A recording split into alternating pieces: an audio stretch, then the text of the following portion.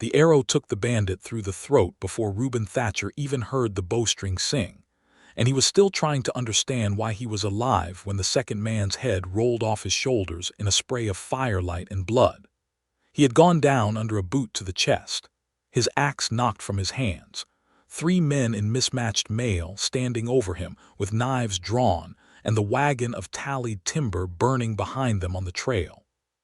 He remembered thinking, with strange clarity, that he had left the cloister to find a harder kind of peace, and that this was a foolish way to lose it. Then the dark came down out of the pines like something the mountain itself had loosed, and the world turned to screaming. She moved like nothing he had ever seen, not fast in the way a deer is fast, but certain, the way a landslide is certain once it has already begun.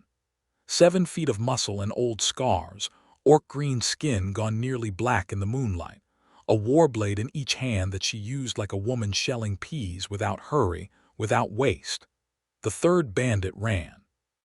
She let him run 3 steps before a thrown knife took him between the shoulder blades and dropped him face first into the mud. Reuben lay in the leaves with his ribs screaming and watched an orc woman clean her blades on a dead man's cloak, and he did not know yet that he was looking at the rest of his life.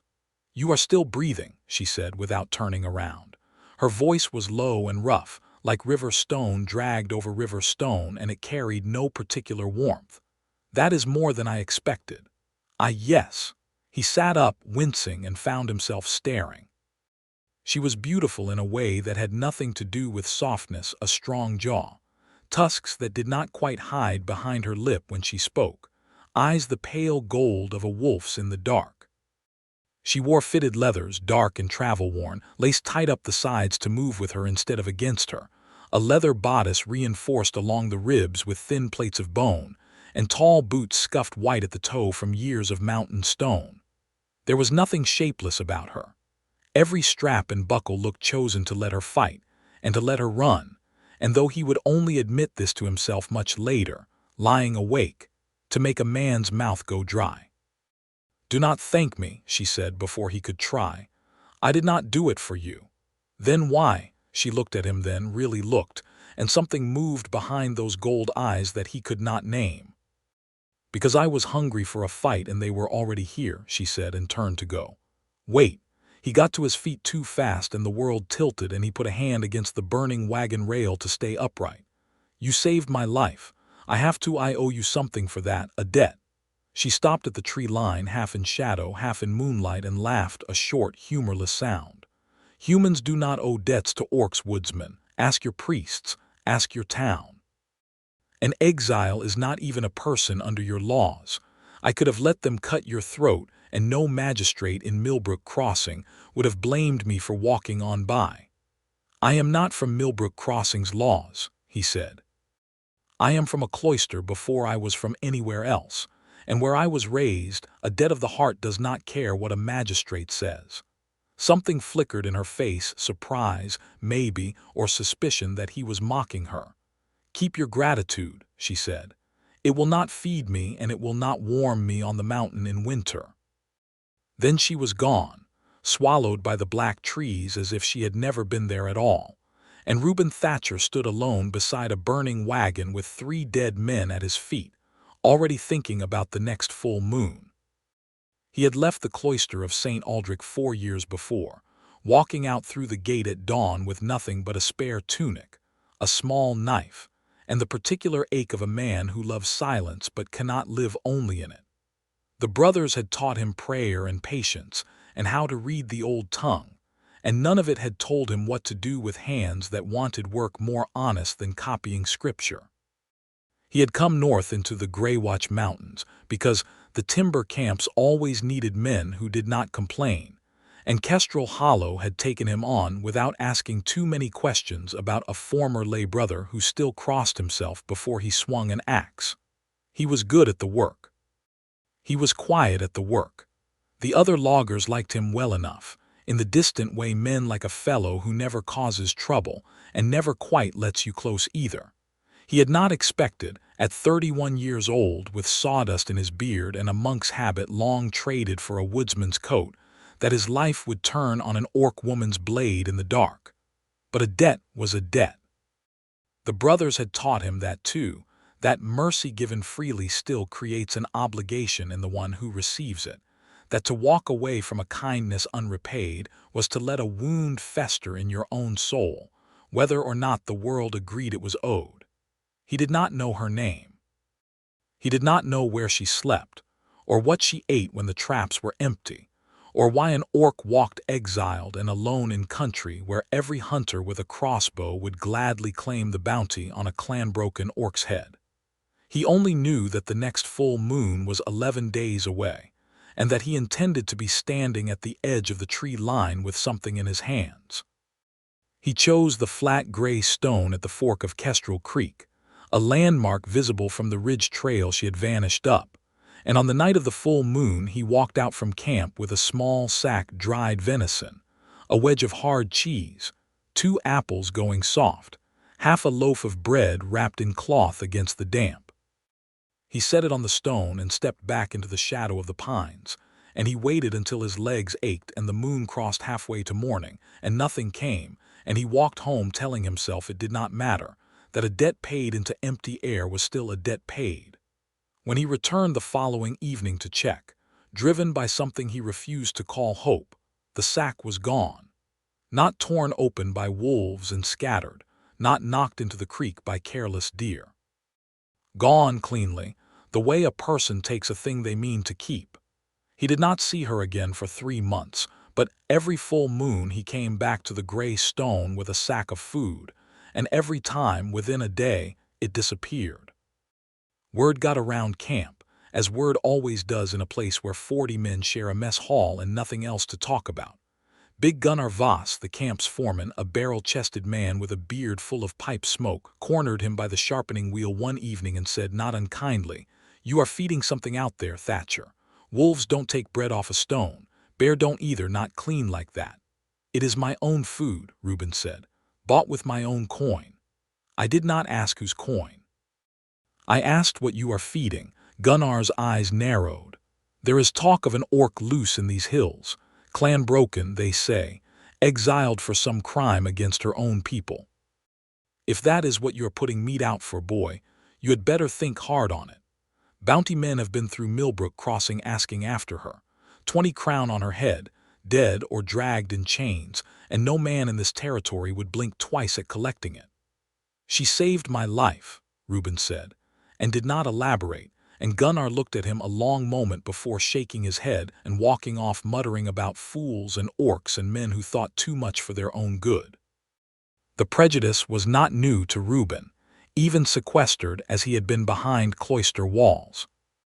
He had heard the stories his whole life, orc warbands burning border farms 2 generations back, human villages salted with the graves of children, and less spoken of but no less true, orc villages burned in turn, orc children sold at auction after the border wars, a hard history neither side had clean hands in. He did not excuse any of it. He only knew that the woman who had killed 3 men to save a stranger she owed nothing to did not fit neatly into the shape of monster the taverns liked to carve for her kind, and he found, with each passing moon, that he wanted very badly to know what shape she actually was. It was on the 4th full moon, deep in autumn with frost already silvering the deadfall, that he found her waiting at the stone instead of the empty air. She stood with her arms crossed, leaning against a fir trunk just inside the tree line, watching him come up the trail with the sack in his hands, and his heart did something complicated and immediate at the sight of her. That same fitted leather, dark green skin catching moonlight along her collarbone, tusks just visible when her mouth curved into something that was not quite a smile. "You are persistent," she said. "4 moons. I thought you would tire of it by the 2nd. "I do not tire of debts," he said, and set the sack on the stone and made himself not stare and failed. "You do not even know my name. Then tell me." She considered that for a long moment, gold eyes moving over him the way a hunter reads weather. "Ursa," she said finally. "Ursa Frostwolf, though the Frostwolf clan would spit on the ground if they heard me claim it now. Reuben Thatcher." He held out his hand before he could think better of it. An old habit from a world of handshakes and blessings. And to his surprise, she looked at his open palm as if it were a foreign object before reaching out and closing her much larger, calloused hand around it. Her grip could have crushed his fingers. It did not. It held, warm and firm, a beat longer than courtesy required and then let go. "Why were you exiled?" he asked before caution could stop him. Something closed in her face, quick as a shutter. "That is not a story I give to strangers who leave bread on stones." "Fair enough," he said, and did not push, and something in his easy acceptance of the refusal seemed to surprise her more than the question had. "Most men," she said slowly, "would either run from me or try to put me in chains for the bounty. You bring cheese. I am not most men."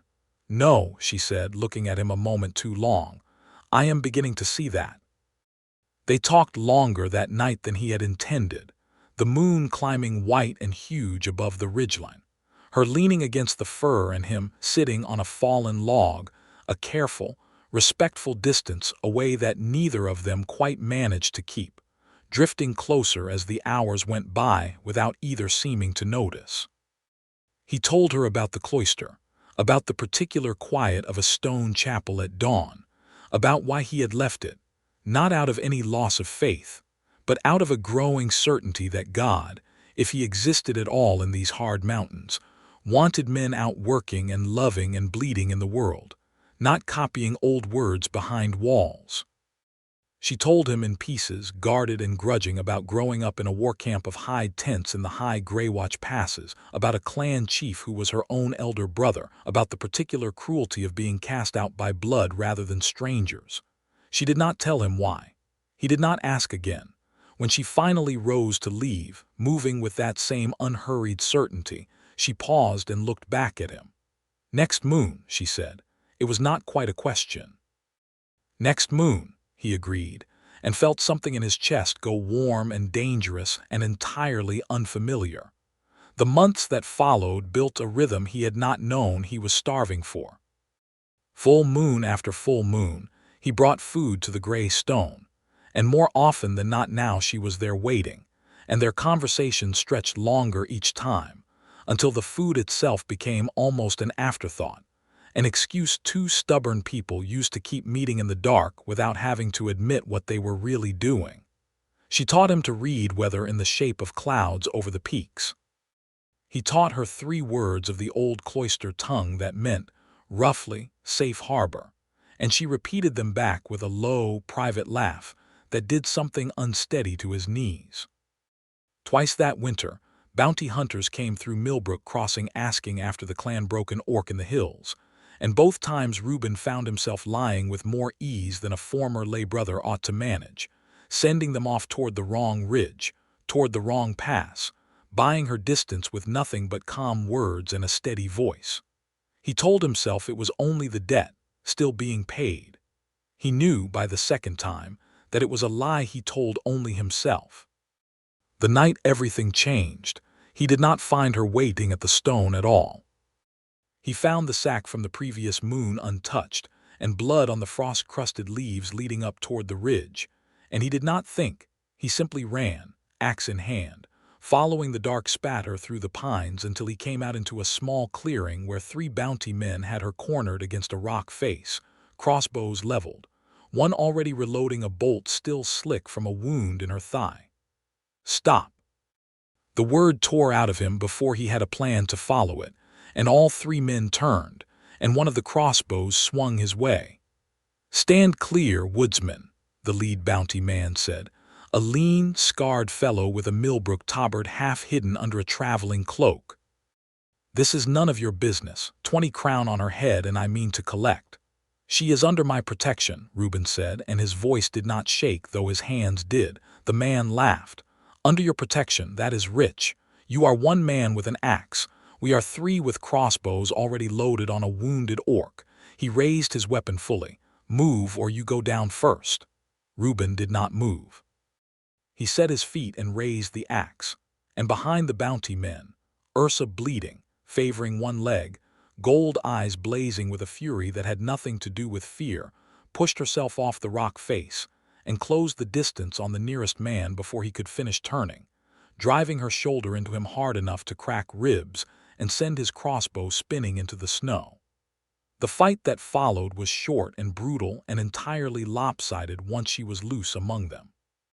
Reuben took a glancing crossbow bolt along his forearm, defending her blind side, while she broke the second man's arm and put the third face first into a frozen creek. And within a handful of frantic heartbeats, it was over. 3 bounty men groaning in the snow and stumbling off into the dark rather than press their luck further, and Reuben standing there with blood soaking his sleeve and his heart hammering from something well beyond the fight itself. "You are hurt," she said, staring at his arm. "So are you." He nodded at the wound along her thigh, dark against the leather. "I have had worse." "So have I," he managed a shaky smile. "Let me look at it, please." She let him, which surprised them both, sitting on a fallen log while he tore a strip from his own shirt and bound the wound with hands that would not quite stop trembling, not from cold. When he finished, she caught his wrist before he could pull away, her grip gentle now in a way it had never been, and looked at him with an intensity that stole the breath from his lungs. "You could have died tonight," she said, "for a debt that was already paid 10 times over." "It was never only the debt," he said, before he could stop himself. "I know," she said, and closed the last distance between them and kissed him, fierce and hungry and certain, tusks careful against his lip, one large hand cradling the back of his head as if she meant never to let him pull away. And he kissed her back with 4 years of cloister-taught restraint burning off him like morning fog, his hands finding her waist, the leather warm from her body beneath his palms, both of them breathing hard when they finally broke apart. "That," she said, low and rough, "was not part of any debt." "No," he agreed. "That was something else entirely." But the world did not let them stay in that clearing, warm and reckless and newly certain, for long. 3 weeks later she was gone from the gray stone, and gone the moon after that, and Reuben walked the ridge trails calling her name into empty pine forest until his voice cracked, terror climbing his throat with every silent hour. He told himself she had only moved her camp for safety, that the bounty men would keep hunting now that they had seen her fight and lost, that she would come back when it was safe. He kept leaving food at the stone anyway, moon after moon, because a debt, and now something far larger than a debt, did not simply stop because the other half of it had gone quiet. It was on the 3rd silent moon, half a year now since the burning wagon and the arrow that had saved his life, that he walked out to the gray stone under a hard white winter moon and found, for the first time, not an empty sack left untouched, but a scrap of birch bark propped against the stone, weighted down with a small gray pebble, marked in charcoal with rough, careful letters that had clearly cost their writer no small effort. His hands shook as he picked it up. The moon was bright enough to read by. "You have left food on this stone for 6 moons, and asked for nothing back but my name. I have watched you from the ridge more nights than you know, Woodsman, deciding whether you were fool enough to mean it or only lonely enough to pretend. I think now you are both, and I think I no longer care which. I am at the old watchtower above Kestrel Falls. If you come, come alone, and come because you want to, not because a debt still owns you." He read it 3 times before the words made sense, the way a man's own name makes sense, deep and certain, past questioning. 6 months of silence between them at that stone. 6 months of leaving bread and meat to an empty dark and telling himself it was only honor. And now, finally, instead of silence, a note. He folded the birch bark with hands that would not steady and set off up the ridge trail before he had even decided to move, the moon lighting his way like something conspiring on his behalf. The old watchtower above Kestrel Falls had stood empty since before Reuben came to the Greywatch Mountains, a crumbling border relic from some forgotten war, half its roof fallen in, ivy and frost claiming the stone. He found her at the top, sitting on the broken parapet with her legs hanging over the drop, the falls thundering white below her in the moonlight, and she did not turn when he called her name, though her shoulders eased at the sound of his voice. "You came," she said. "You asked." "I have asked nothing of anyone in 6 years." She turned then, and there was something raw in her face he had not seen before, not the fierce warrior calm he knew, but something closer to fear. Do you know why I was exiled, Reuben Thatcher? You never told me. My brother Korgeth led our clan against a human border village 3 winters past. Raiders' orders: burn it, take what could be sold, leave nothing standing that could tell tales. There was a family hiding in a root cellar. A woman and 2 children too young to fight. Her jaw tightened. I was ordered to finish them. I refused.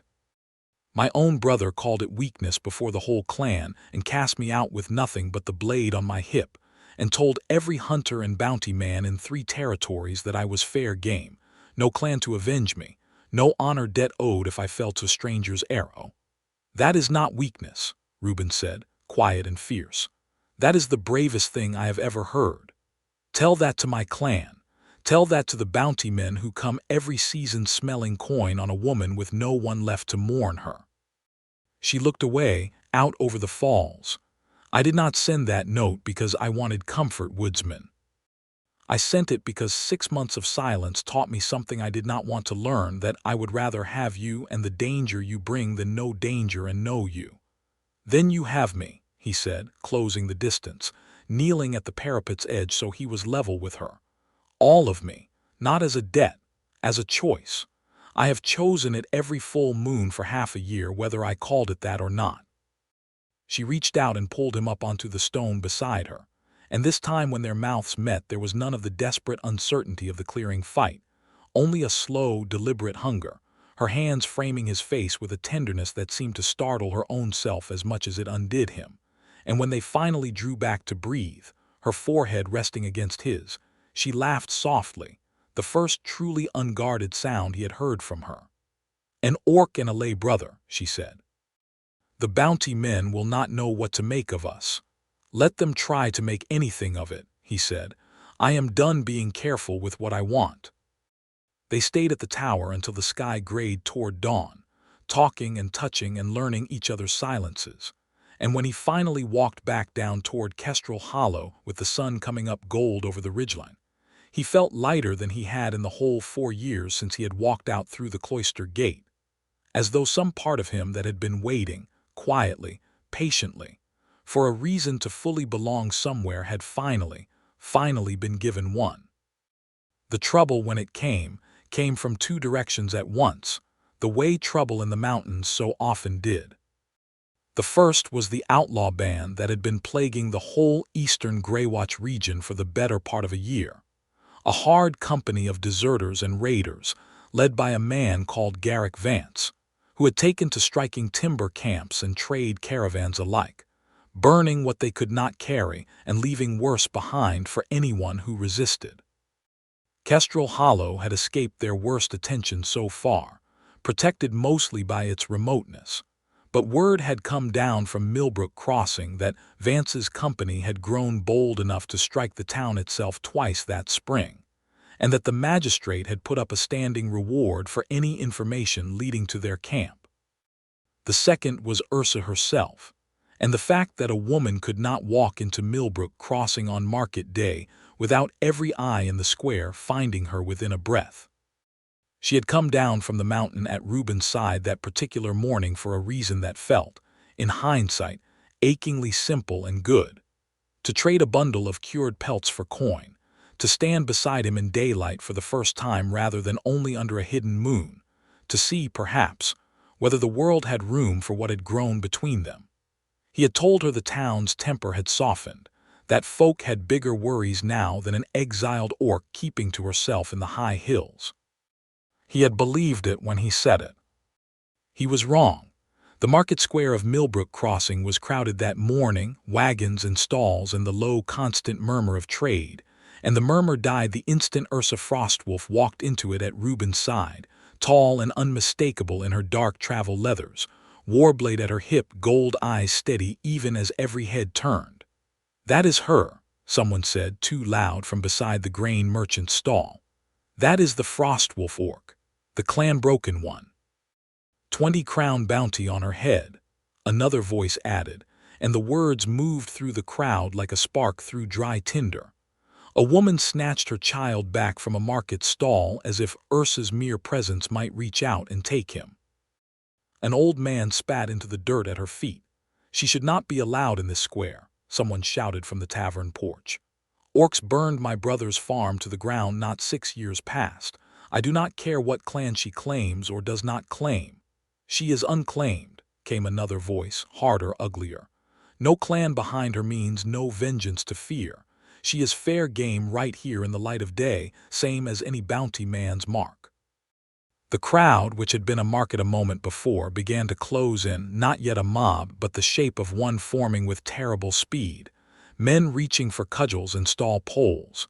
The town watched nowhere yet in sight. Fear and old grief and easy hatred all finding, in Ursa's still, unmoving figure, a single convenient target. Ursa's hand went to her blade, her jaw set, gold eyes scanning the tightening ring of bodies with the flat calculation of a woman who had faced worse odds, and meant to make this cost them dearly if it came to blood. But Reuben saw, beneath that fierce readiness, the smallest flicker of something that looked almost like resignation, as if some old, tired part of her had always expected this square to end this way. He would not let it. He stepped in front of her, fully in front of her, between her and the nearest men with their raised sticks, his own hands empty and open, and his voice, when it came, was louder and steadier than he had ever heard it in his own life. "Stop." The word cracked across the square. "Stop this, all of you, right now." "Get out of the way, Thatcher," someone called. He recognized the voice, a mill hand named Corwin he had shared a drink with more than once. "This is not your fight. It is exactly my fight." Reuben did not move, his back nearly against Ursa's chest, close enough to feel the tension coiled in her like a drawn bow. "This woman saved my life on the Eastern Trail last autumn. 3 bandits had me down with knives at my throat, and she came out of the dark and killed all 3 without asking what it would cost her. Not one of you standing here with a stick in your hand did that for me. Not one. She is an orc," the old man spat. "You know what her kind did to this border, to our fathers. I know what some of her kind did in a war none of us chose and all of us still bleed for," Reuben said, and his voice did not waver even as his heart hammered fit to burst. "I also know she was cast out by her own clan for refusing to murder a human family hiding in a cellar. Cast out by her own brother for choosing mercy when her own people demanded blood. Ask yourselves truly, how many of you standing in this square would have made that same choice if the cost was everything you had ever known?" The square went very quiet. "She has done nothing to any soul in this town," he went on, "and I will not stand aside and watch good men become the very thing they claim to hate, over a bounty notice and an old grief that is not hers to answer for. If you want her, you will have to go through me first, and I promise you I will not make that easy." A long, terrible silence held the square, stall canvas flapping in the wind, a dog barking somewhere down a side lane, 40 or 50 townsfolk frozen between fear and shame, and the raw, undeniable courage of one quiet woodsman standing unarmed in front of an orc twice his size, refusing to move. It was the town's magistrate, old Bellwether, pushing through the crowd with the watch finally at his heels, who broke it. "Enough," he barked, taking in the scene with a sharp, assessing eye, the raised cudgels, the empty-handed woodsman, the orc woman standing very still with something unreadable behind her golden eyes. "Enough, all of you. Put down your sticks before someone does something this town regrets for a generation." Slowly, grudgingly, the crowd's tight ring loosened. Cudgels lowered. The old man who had spat turned and walked away, muttering, but he walked away. Bellwether studied Ursa for a long moment. "You have not raided this town, orc. Not once in the year you have haunted these hills, whatever else men say of you." "I have taken nothing from anyone who did not first come hunting me," Ursa said, and her voice, though steady, carried an edge Reuben had never heard in it before, something almost like grief at having to defend herself for existing at all. "Then you may trade here today under my watch and go in peace," Bellwether said, "though I will not promise you every man's welcome, orc or no. That is more than the law requires of me, and more, perhaps, than I would have given without this fool standing in your way."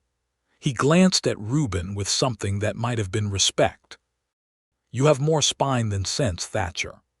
I have been told that before," Reuben said, and felt Ursa's hand find his, gripping tight enough to bruise gratitude and fury, and something fiercer than either passing between them in that single touch. They left the square together without trading a single pelt, walking straight back through a crowd that parted around them in uneasy silence. And it was not until they had cleared the town gate and were well up the mountain road that Ursa finally stopped, turned, and pulled him into her arms with a force that lifted his feet half off the ground. "No one," she said against his hair, her voice rough with an emotion she seemed almost angry to be feeling, "has ever stood between me and a mob before. Not once in 6 years of exile. My own clan did not do that much." "I told you," he murmured into her shoulder, breathing in leather and pine and the warmth of her skin, "I am done being careful with what I want. And what I want, Ursa Frostwolf, is you standing beside me in every square in this territory, whether it welcomes you or not." She kissed him then, hard and sure, right there on the open road with the town's rooftop still visible below them. And if anyone from Millbrook Crossing happened to be watching, neither of them cared at all. But the peace of that moment did not last a full week. It was big Gunnar Voss who brought the warning up the mountain 3 days later, red-faced from riding hard, his horse blown and lathered.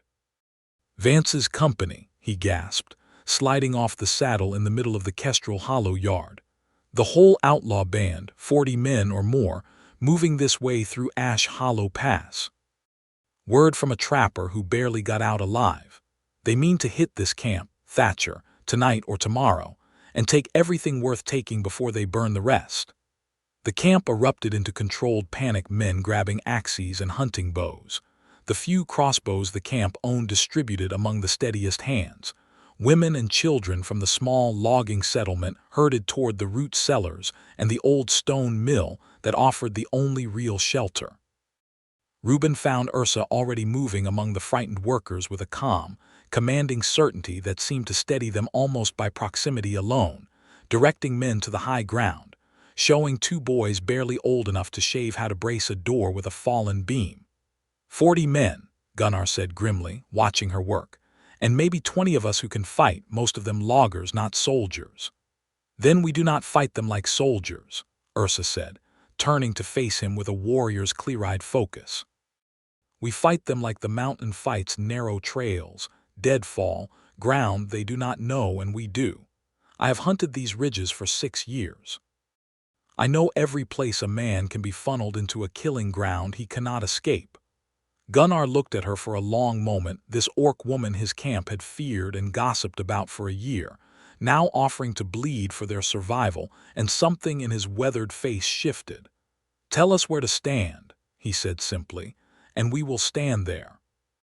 Through that long, cold afternoon, Ursa laid the ground for Vance's company without ever having met the man, walking the narrow switchback trail above the camp with Reuben and Gunnar at her side, marking where deadfall could be cut to block a retreat, where the ridge narrowed enough for a handful of defenders to hold against many, where the old rockslide above the eastern approach could be triggered with enough leverage and enough nerve.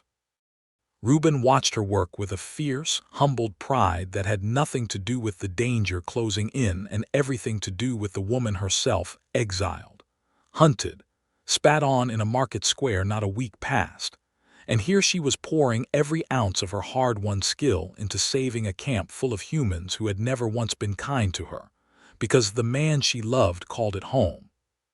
They struck at dusk, exactly as the trapper had warned, Garrick Vance's raiders coming up the switchback trail in a loose column, torches lit, confident in their numbers against what they believed was a camp of unarmed loggers. The rockslide took the first dozen, a thundering avalanche of loosened stone that Reuben and 2 other men triggered from the ridge above with pry bars and desperate strength, burying the head of the column in choking dust and screaming confusion.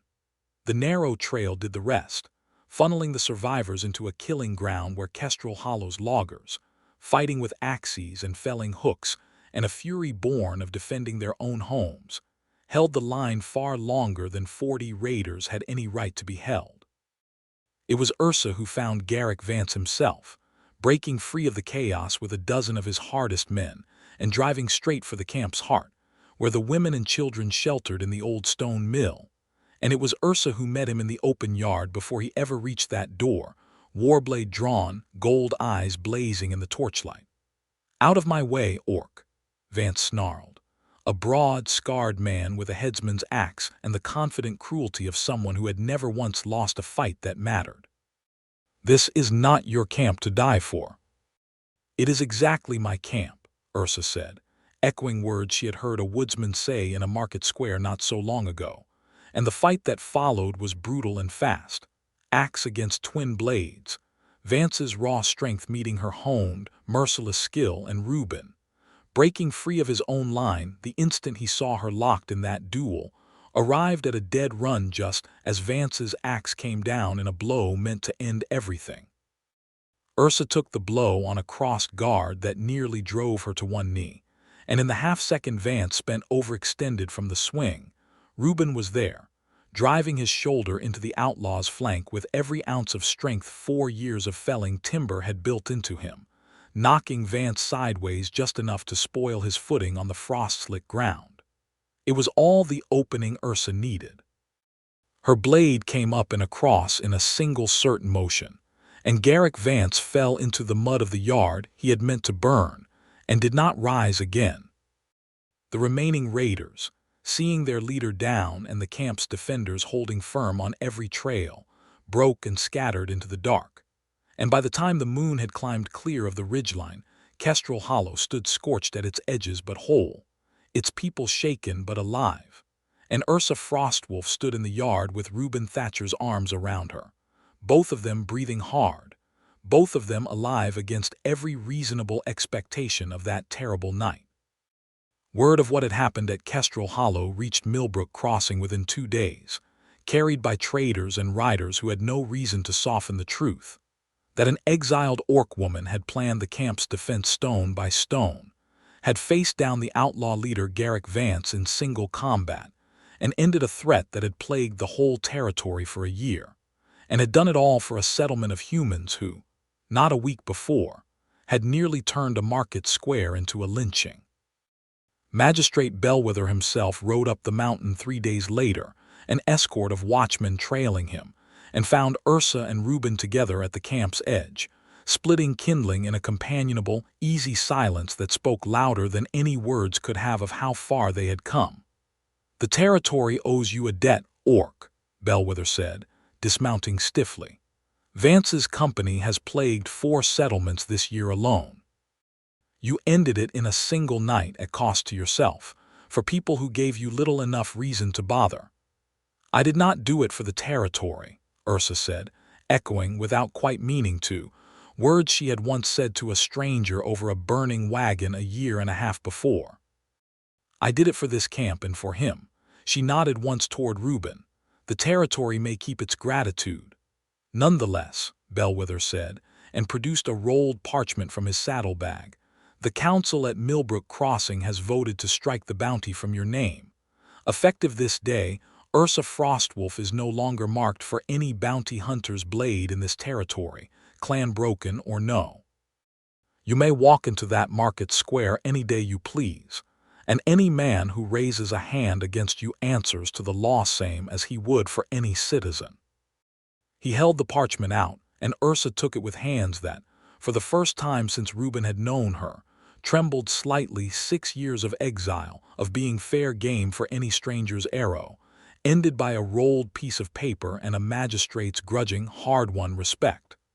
"Thank you," she said quietly, and it seemed to cost her something enormous to say it. Bellwether nodded, mounted his horse, and rode back down the mountain, and Ursa stood there a long moment staring at the parchment before Reuben came and wrapped his arms around her from behind, chin resting against her shoulder. "You are no longer hunted," he murmured. "Not by bounty men, not by anyone." "No," she agreed, turning in his arms to face him, gold eyes bright with something that might have been tears if orcs allowed themselves such things easily. "But I find, Reuben Thatcher, that I do not wish to be unhunted exactly. I wish instead to be caught, by one particular man if he will have me." "He will," Reuben said, his voice thick. He has wanted nothing else since a burning wagon and 3 dead bandits on a forest trail. Then there is a thing among my people, she said, drawing back just enough to look at him fully, that I would ask of you, though it is not your custom, and though it asks something of you that your priests never taught you to give. Tell me. Among the Frostwolf clan, among any orc clan, though mine cast me out before I ever saw it done for myself, when a warrior claims a mate, she marks him. Not deeply, not to scar beyond healing, but enough that any who see it know he belongs to her, chosen and claimed, same as she belongs to him. Her hand came up to trace gently the line of his jaw. It is not a small thing. It cannot be undone once given. I have never wanted to give it to anyone in all my years, until a fool started leaving bread on a stone for a woman who owed him nothing back. Then mark me, Reuben said, without a heartbeat's hesitation. I have belonged to you since before I knew your name, Ursa. Make it something the whole world can see. She kissed him then, long and slow and certain, and when she finally drew back, her eyes were bright and fierce and entirely undone. Not yet, she said, laughing softly at his obvious impatience. There must be witnesses and firelight, and it must be done properly, or my grandmother's spirit will haunt me for the sloppiness of it. Give me until the next full moon. The next full moon, he agreed, and could not stop smiling. It seems we always come back to that, you and I. Perhaps, she said. It is simply our moon now and no one else's. Kestrel Hollow spent the following weeks in a strange, warm sort of upheaval. The loggers who had fought shoulder to shoulder with Ursa against Vance's raiders now greeted her by name in the mess hall, offered her the choice cuts at supper, asked her opinion on trail conditions with a respect that would have seemed impossible a season before. Even Gunnar Voss, gruff to his bones, took to calling her Frostwolf, with a rough affection that made Reuben's chest ache with gratitude every time he heard it.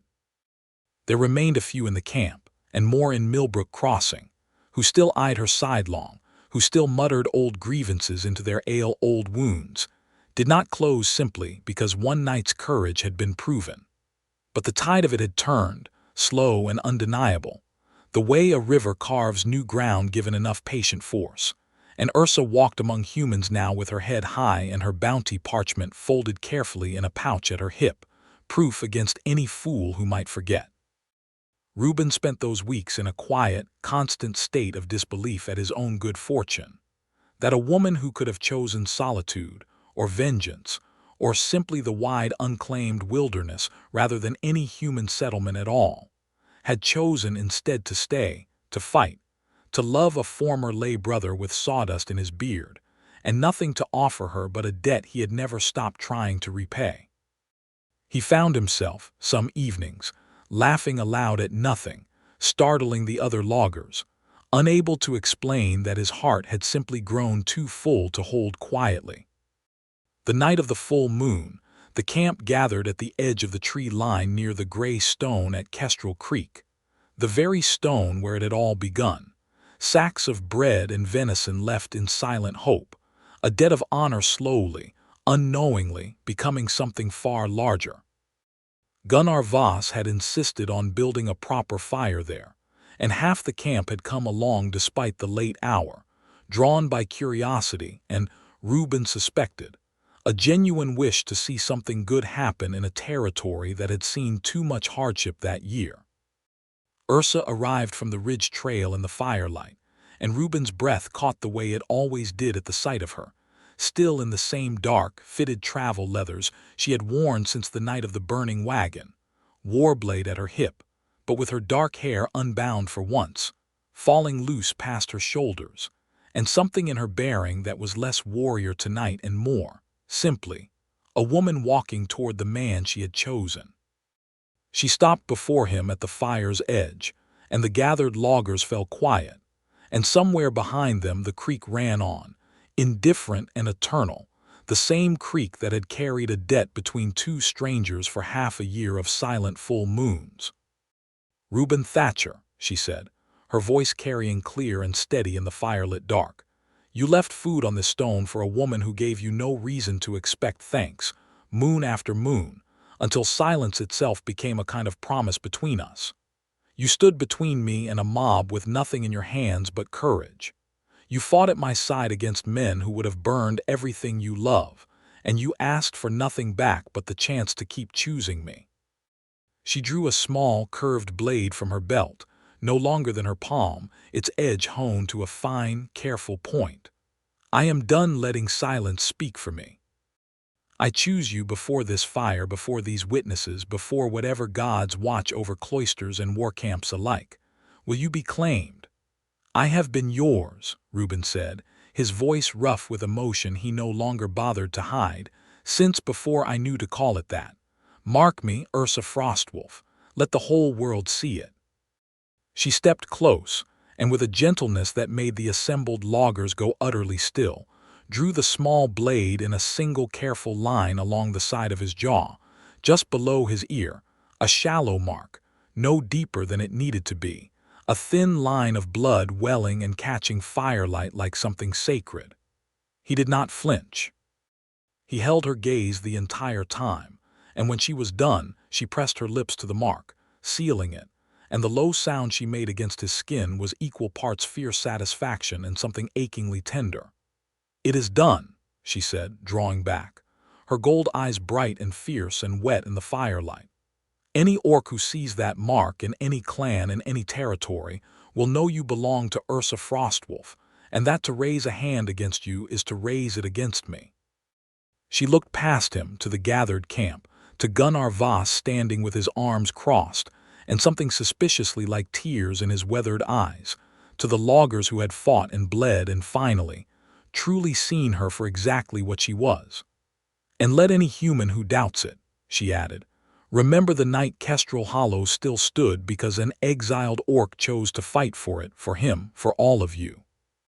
"We will remember," Gunnar said gruffly, and the camp broke into rough, warm applause and cheering that startled the night birds from the pines, and someone produced a fiddle from somewhere, and someone else broke open a cask that had been saved for exactly this kind of occasion, though no one had known to plan for it until now. Reuben barely heard any of it. He had eyes only for Ursa, standing before him marked and claimed and radiant in the firelight, and when he pulled her into his arms and kissed her before the whole assembled camp, she laughed against his mouth, a full, unguarded sound he had never once heard from her before that night, and kissed him back with a fierceness that promised every single thing the future had left to give them. Later, much later, when the fire had burned low and the camp had drifted off to their beds still smiling, the two of them walked together up the ridge trail toward the old watchtower above Kestrel Falls, hand in hand, the moon lighting their way exactly as it had the night she first left him a note instead of silence. "A year and a half," Ursa said softly as they climbed. "A year and a half of full moons, and I nearly let fear cost me every single one of them." "You did not," Reuben said. "That is what matters. You left a note instead. You chose to be seen instead of hiding in the dark, and I have loved you for that courage every day since, as much as for anything else." "And you," she said, stopping at the tower's broken threshold to turn and face him fully, "left bread on a stone for a woman who gave you every reason to walk away, and you never once did. Not when the camp warned you against it, not when bounty men threatened you, not when a whole market square turned against us both." She reached up and traced the still fresh mark along his jaw with something like wonder. "I have been feared my whole life, Reuben Thatcher, feared or hated or hunted. I did not know until you what it was to simply be wanted. You are wanted," he said, pulling her close, his forehead against hers, "more than I have words for. You have been wanted since the first night I stood over 3 dead men, and could not stop thinking about the woman who killed them to save a stranger she owed nothing to." They stood together at the tower's broken threshold a long while, the falls thundering white and endless below them, the moon climbing higher and higher over the Greywatch peaks, two people who had found, against every hard history and every old prejudice their world had handed them, something neither had believed themselves entitled to hope for, a debt of honor that had grown, moon by silent moon, into a love that neither bounty men nor mobs nor outlaw bands had managed to break. When Ursa finally drew him inside, out of the cold and into the warm dark of the old tower where a bed of furs had somehow already been arranged, Gunnar's doing. Most likely gruff and sentimental beneath his beard, she paused at the threshold and looked back at him with a slow, fierce smile that held nothing back at all. "No more silence," she said. "Not between us. Never again." "No more silence," he agreed, and followed her inside, and the mountain kept their secrets kindly, the way it always had, the way it always would, while outside the full moon rose higher still over Kestrel Hollow, over the gray stone at the creek where it had all begun, over a territory slowly learning that the fiercest love is often the one no one expected to survive the telling of it at all.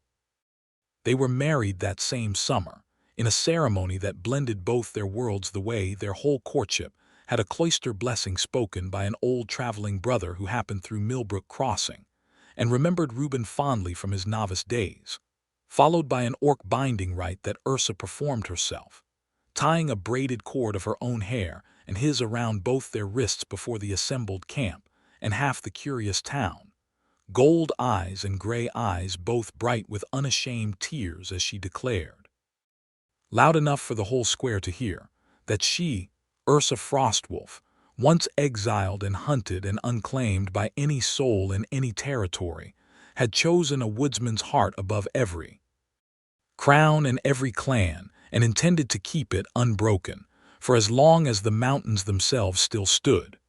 Reuben Thatcher, former lay brother, quiet woodsman of Kestrel Hollow, stood before the whole gathered crowd with the mark of her claim still pale and healed along his jaw, and did not think, even once, about debts owed or repaid.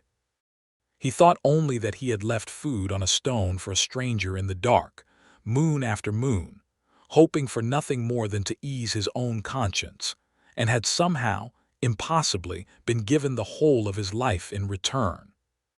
The gray stone at Kestrel Creek stands there still, worn smooth now by years of hands and weather, and on certain full moons, if the old loggers of that camp are to be believed, a fresh loaf of bread appears there even now, not out of any debt left unpaid, but simply because some habits, once they become love, are never worth breaking at all.